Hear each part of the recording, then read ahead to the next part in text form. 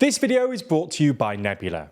Now, it's no secret that British trains aren't exactly ideal at the moment. They're often late, overcrowded or cancelled, and for this privilege, we're expected to fork over huge amounts of our hard-earned cash.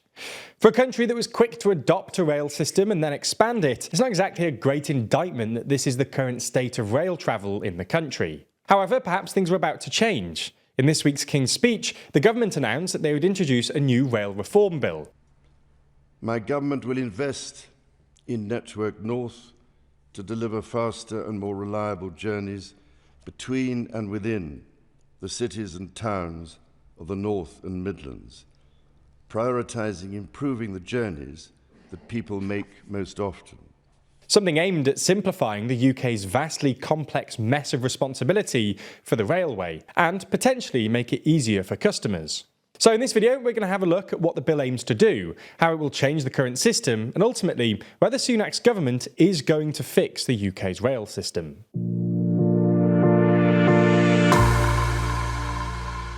Before we start, if you haven't already, please consider subscribing and ringing the bell to stay in the loop and be notified when we release new videos. So let's start by having a look at what the rail reform bill itself actually does. In the briefing notes for the King's Speech, the government claims that the bill will do a few vague things, such as simplify fares and introduce smarter growth. Aside from this though, the bill will also create Great British Railways, which is a specific organisation that's suggested in something called the Williams-Shapps Plan. Now, before we move on and look at exactly what the Williams-Shapps Plan actually is, it's worth first explaining the current state of the railroads in the UK. As things stand, UK trains are run under a franchise system, something we'll get onto a bit more later.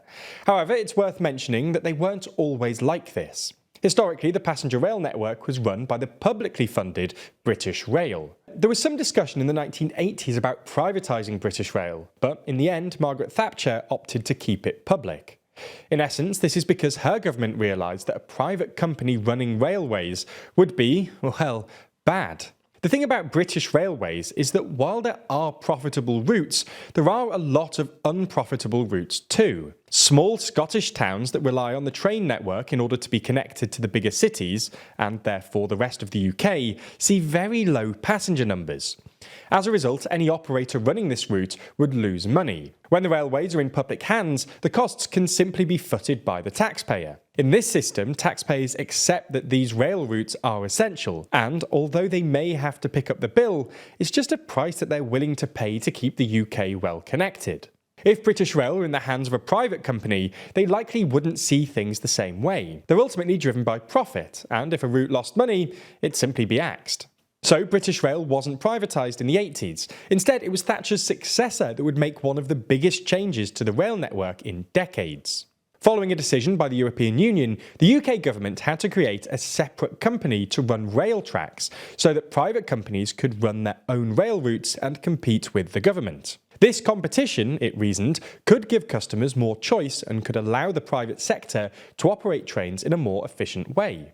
The UK government, though, decided to take this further and not only created Railtrack, who owned the, well, rail tracks, but also created the franchise system, which replaced British Rail. Now, this is where things get a little bit complicated. In essence, to try and address the problem we raised earlier, the UK's passenger rail network was split into franchises. In essence, a group of passenger rail routes. Some of these routes were profitable, and some of them were not. Overall, though, as each franchise had both, and no franchise had all the unprofitable routes, a rail operator had the ability to turn a profit. Each franchise would be open to the private sector to bid on, and the government would simply select the bid that lost the least and made the most money. Importantly though, rail operators would be required to run all passenger rail routes that are part of the franchise. They were not legally allowed to kill off a route simply because it's too expensive. In fact, rail operators who took on a franchise had very little they could do with it at all. The contracts were often tight, leaving very little room for operators to exercise their own autonomy. What ended up happening is that the government would accept whichever potential operator overpromised the most, promising to deliver the most at the least cost.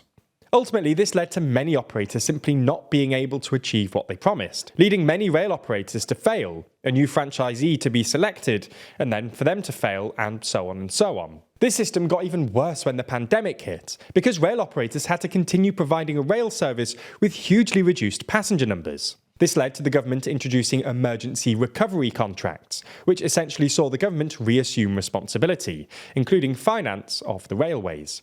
In essence, it was temporarily renationalised. Now, this is where the Williams-Shapps plan comes in. Its aim is to simplify the complex system that currently exists, essentially by putting a number of key elements of the railway under one company, Great British Railways. The private sector will technically run services, but instead of it being under a franchise network, it'll be under what are called passenger service contracts. The main difference between a rail franchise and a passenger service contract is that the latter gives private companies far less control. They're not able to set their own timetables, they're not even able to set their own fares, and they're not able to take their own revenues from their part of the network. As we explained before, one of the big issues with the franchising system was that operators would overpromise and underdeliver, often going bust in the process. Under this new system, operators will not compete in the same way, with operators instead being procured. So, simply, the Williams-Shapps plan aims to fix the current franchising network by taking power away from operators and giving it to a new public body. The Rail Reform Bill aims to put this plan into action. Some, such as Darren Kaplan, the chief executive of the Railway Industry Association, has praised the draft bill for finally bringing in the Shapps-Williams plan. Others, though, have been far more critical, with Norman Baker, the Director of External Affairs at Campaign for Better Transport, said that he welcomed this renewed commitment to Great British Railways as a guiding mind and arm's-length body. But it's not clear why this is a draft rail reform bill, rather than a commitment to legislate, given that this has already been subject to extensive discussion. So, the real question now is whether Rishi Sunak will be able to introduce this bill and shake up the way that trains work before the next election. That's unfortunately all we have time for on YouTube today, but if you enjoyed this video and want to support us in making more of this kind of content, then you should check out Nebula. That's the creator-built and creator-owned streaming service where you can watch all of our videos and podcasts across our channels, totally ad-free. Plus, we post some of our videos on there early, and there's a bunch of exclusive content already there waiting for you on the platform. Now, if that wasn't enticing enough, Nebula is also full of incredible content from other creators you know and love, like Johnny Harris, Real Life Law, and Legal Eagle, as well as lots of cool creators you haven't even discovered yet. And the best thing is that this can all be yours for the price of just $2.50 per month. So check it out by clicking the link in the description, and make sure you use our link so they know you came from us, which will help us produce more content in the future.